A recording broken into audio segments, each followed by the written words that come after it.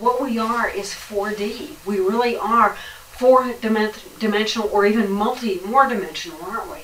And so we come in these little human bodies, these baby bodies, and in that little package is everything. Everything. You are Gandhi. You are Hitler. You are Jesus. You are Buddha. You are every bit of it wrapped up in this little body. Okay? We have only to add certain stimuli, and then what happens? Okay? And the really cool thing about that is, that we're always at the power of choice. As Corina mentioned, we're always in that moment where we get to decide.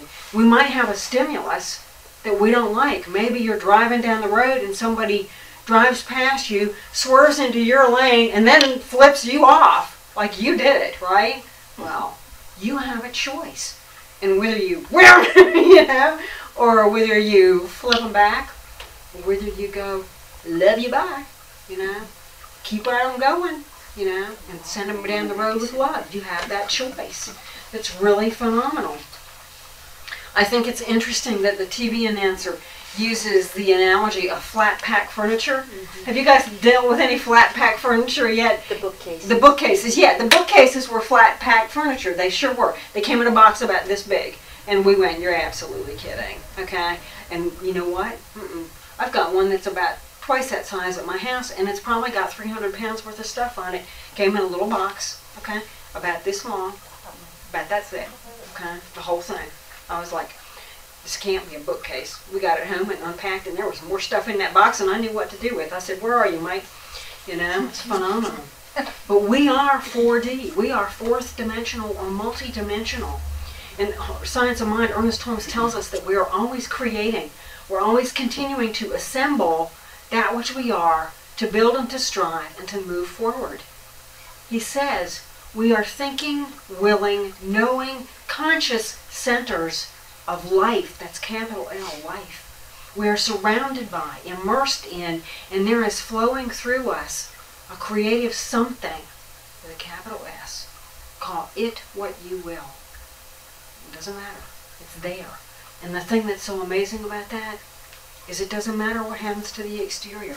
The bottom line with every one of us walking around in a physical suit is it's going to rot out. Okay? It ain't going to last forever. Okay? And the really cool thing is we get to go get a new one when we're done with it. Okay? We just get out of this, and at some point we come back into another one. We are not limited. There is no place where we will not be, because we are simply pure consciousness. I love the saying, as you walk into the sanctuary at the center in Asheville, it's a Carl Jung saying, bidden or not, God is present. You cannot stop that spark of life. It is not killable. It is not detainable. It is not controllable. It is simply there. That's phenomenal. The other day at work, we had a little mom come in, and she had a baby carrier on each side. I thought, well, you created some balance there in your life, didn't you? Little tiny newborns. And in that body, like I said, is everything. We don't know what that child or that individual is going to grow up to be. It probably doesn't know either. Before it was in that body, before you were in your body, you were a wisp of something so small, physically, that it couldn't be seen with the naked eye. Because what you are is, it's beyond that. Yeah, it's phenomenal. Louise Hay teaches that we are always at that point of choice. We always have the capacity to say yes, and to say yes, and to say yes to the next incoming thing. And I don't know about any of you, but, I've had those experiences in my life where what I said to myself was, I've had enough of doing this. I'm ready to do it and pull out all the stops and get rid of all the excuses and say no more. Will I live by limitation? If we're going to do this, what do we need to have? Well, we need to have a few things. My list is very short today because we have food and I know we want to eat. However, we can add to the list. So if you do, let me know. Here's one thing we have to be in that point of self-assembly, to choose from a complete range of life about what we will be, what we will do, what we have. We have to have a flexible belief system. It has to embody good. And it has to see that good as the center of the universe. If it is not the center of all it is, then, we're going to have trouble on down the way. If we get it, that goodness is at the heart of everything, then we will know one thing. No matter what we walk through and no matter where life leads us, we will know we are loved. And I want to tell you that when I have prayed for the people that I love that I thought might not survive the things they were walking through, at least in this body, I prayed one thing. Let that being know they are loved. Let that being know that they always, in every step, with every breath, with no breath, they always go with God. There is no place where God is not. We must have a belief system that supports us. It must be strong. It must be about good. Okay, it must be about wholeness. It must be about faith. There's another piece to this belief system. It must be about understanding that that good is in us. We must have faith in knowing that that is the truth. That we are God expressing. That we are little divinities, if you will, running around on this planet, being God stuff. Doing what God came here to do. What did you come here to do? I don't really know. It's kind of like John Lennon when he was a little boy. Somebody said, what do you want to be when you grow up? And he said, happy. And they said, no, dude, you get to pick from a doctor, a lawyer, a fireman, or, obviously a Beatle, okay? And he said, no, you don't understand. That stuff doesn't matter. What matters is what's going on in here. What matters is what's going on with my consciousness. What matters is that I want to live and move and be from a place of happiness, of fulfillment. And if that is the case, it won't matter what body we wear or don't wear. It won't matter what job we do or don't do. It won't matter what our bank account says or doesn't say, because we will be so full in here, we will never know lack or want or need. It's phenomenal. Yeah. That thing about faith, it's not just in something bigger than us. It's got to be about us. Ernest Holmes gives us an amazing quote. He says a lot about faith. If you get the Science of Mind textbook, he has a whole chapter about faith, and it's well worth reading. I would have brought my book today, but you've seen my white Science of Mind book. That's the point at which the tape gives up, and the whole page is starting to fall out. So it really needs a miracle. I don't know. Maybe I need a new book. Ernest says a few things about faith that are amazing. First off, he tells us that faith is a mental attitude so inwardly embodied that the mind can no longer deny it. Doesn't matter what comes up. Doesn't matter what a situation looks like. We understand the truth, and the truth is far beyond that thing that is in the body. Maya Angelou tells a story. I think it was her daughter that was in a very, very bad accident. And, she was either in a very bad accident or she was very ill. And so the call came for Maya, come now. Come right now, okay? Your child may not survive. And she got on the phone with the doctor, and the doctor is doing the doctor thing. No offense to any doctors in the room. Blah, blah, blah, blah, blah, blah, blah, blah, and probably this won't happen and this won't happen, and you need to get her quick. And she said, my knowing is so far beyond what you, in your physicality, are claiming that you can't even see me, okay? I know this child is fine. I know this child is perfect. I know this child will walk and run and dance and live fully for many years to come in the body that they came in as my child. Happened, That's faith. That is what Ernest Holmes called not faith in God, but faith of God. If we are the divine expressing, then we have to have the faith that God has. We have to pull ourselves up and say, who the hell am I? And what the hell did I come here to be? I didn't come here to be little. I didn't come here to be small. I came here to be God, let loose on this planet. Get out of my way. Let's go together, okay? Yeah. Ernest Holmes tells us, too, about faith, and this is amazing.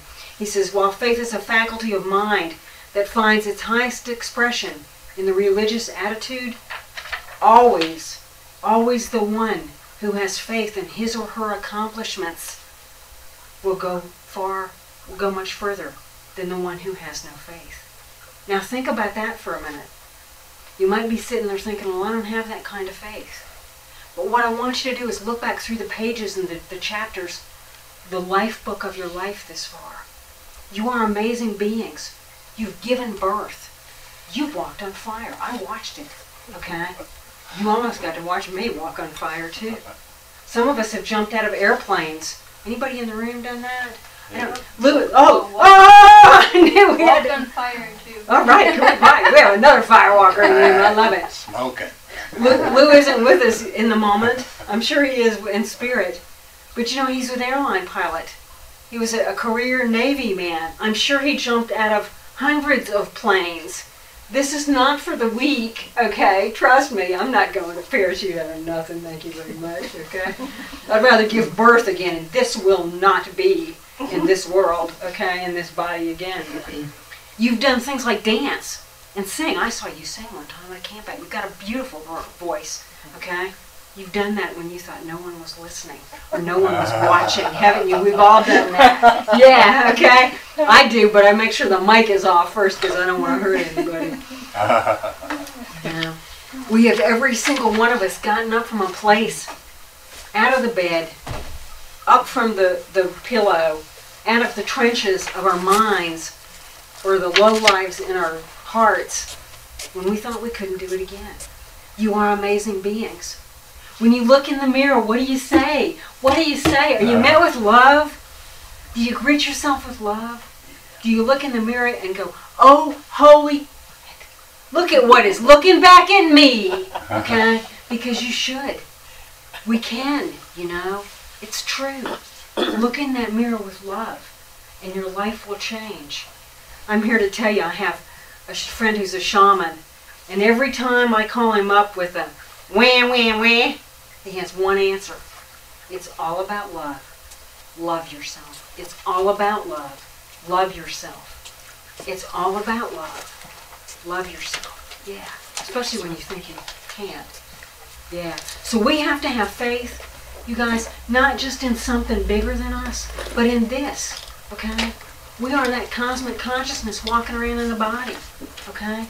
So be that. You know, have that faith that you are that. We have to have one other thing here. Is there only one other thing? No, two other things. Whoops. We have to have some kind of an idea of what we want. You know that what you are living is what you are sending out. And if what you are sending out is, I don't know what I want, okay? I mean, every time I have ever sat down with somebody and said, what do you want? The first thing out of their mouths was, I don't know, okay? I remember where I was 27, almost 28 years ago now, right over here on the other side of the highway, sitting in the kitchen, and my future husband, and then later future ex-husband, okay, in his apartment. And he said to me, what do you want? He wasn't saying, you know, like spaghetti or ravioli either. He was saying, what do you want out of life? And I had no response. And I began to cry because I didn't understand that question. In all of my nearly 30 years at that point, no one had ever said to me, what do you want? No one had ever said to me, this is your life. You get to call the shots. Well, this is your life, baby. Ain't nobody doing it for you. What do you want? We have to know. And if we do not know, we have to be willing to sit with ourselves long enough to where we do know. Why are you here? What do you want? That's what it is about. That's how the divine works through us. If we don't know what we want, what we get back is mush.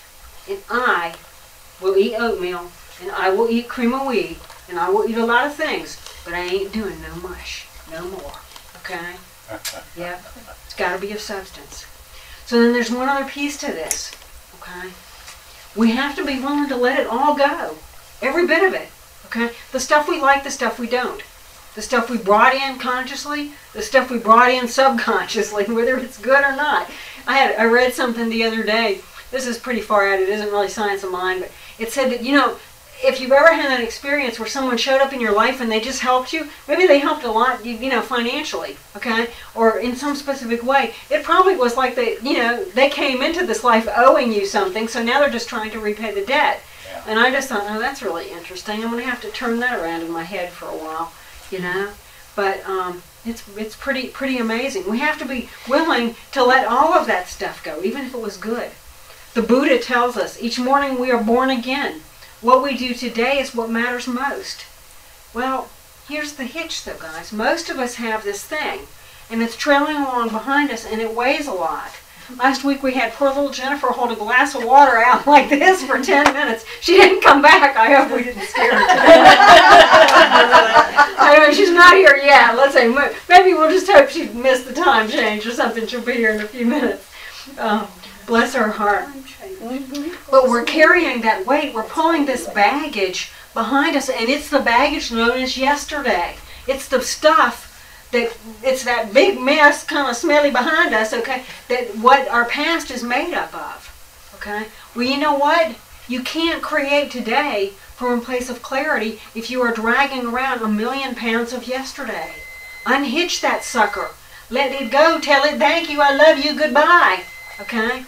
It doesn't matter whether you did it right. It doesn't matter if you did it wrong. We all did both. So what? Let it go. Get over it, okay? Yeah. So you got that, right? Sometimes we use that stuff as an excuse. Well, I can't do it because, back in 1979, blah, blah, blah, Not in my world. Not in my world. What happened back then is over. We need to recognize this stuff and let go of it in order to self-actualize, in order to self-assemble. In his very great and amazing book, we'll close with this, Richard Bach, in Illusions. You're familiar with this, right? He tells of a master born in the mystical hills east of Fort Wayne. That's in Indiana, not near the Dead Sea, thank you. And that master shares the following parable. Once there was a village of creatures along the bottom of a great crystal river. The current of the river swept silently over them all, young and old, rich and poor, good and evil. The current going on its own way, knowing only its own crystal self. Each crystal in its own manner clung tightly to the twigs and the rocks of the river bottom, for clinging was their way of life, and resisting the current was what each one had learned from birth. But one creature said at last, I am tired of clinging. Though I cannot see it with my eyes, I trust that the current knows where it is going. I shall let go and let it take me where it will. Clinging, I shall die of boredom. The other creatures laughed and said, Fool, let go, and that current you worship will throw you tumbled and smashed across the rocks, and you will die quicker than boredom. But the one heeded them not, and taking a breath, it did let go, and at once was tumbled and smashed by the current against the rocks. Yet in time, as the creature refused to cling again, the current lifted him free from the bottom. He was bruised and hurt no more. Isn't this so much like life? Yeah. And the creatures downstream, to whom he was a stranger, cried, Look! It's a miracle! A creature like ourselves, yet he flies! See the Messiah come to save us! Yeah. And the one carried in the current said, I am no more Messiah than you. The river delights to lift us free, if only we dare to let it go. Our true work is this voyage, this adventure. So pick up your tool bag as you go forth in self-assembly and self-creation, in being all that is yours to be. Be clear in these things. Be strong in your beliefs. Take them out. Do they work for you? Look at them. Many of us often, when we're in a pensive moment, will take out a photo album or take pictures out of our pocketbook or our billfold, and we'll look at them and we'll think about times gone by. Take those beliefs that you hold out. Sift through them. Move the rubble around. Do they work? Are they real for you? If not, what is? That question in my former significant other's kitchen so many years ago prompted me to start looking at what was working in my life and at the beliefs that I had and making decisions about things that, I guess they were made for me. I don't know. Okay? It was really amazing. I would look at beliefs and I would think, well, I believe that we came here and when it's over, and we never go any place after that and there's nothing more, and it's really kind of fruitless. And I began to explore other teachings like this one. And I said, I don't believe that anymore. I believe that life is so much bigger than what we are in this physical body. So my whole world changed. yours will too. Take those beliefs out. Look at them. Try them on. Do they work for you? Do they fit anymore? If not, get rid of them. Have and practice faith in yourself and in this world. If you see that a negative thought comes up about the world, corner yourselves on that. Question yourselves on that. Is that real? Is that what I want to believe? Is that what I really believe? Maybe that's been your experience. Is that just that garbage you're dragging around behind you that's helping create next week, next year, next month? Let go of it if it doesn't work for you. Is that what you want? If it isn't, let it go. There's a poem called Invictus by William Ernest Henley. And in that, I don't have the whole poem today, but he says that we are the master of our fate and the captains of our soul. I want to be at the helm. Come be at the helm with me. This is about living. And be like the creatures in the crystal river. Be willing to just let it all go as we move ever more clearly toward a fuller and freer reality. I love you. Namaste. Namaste. So we have a little Bette Midler.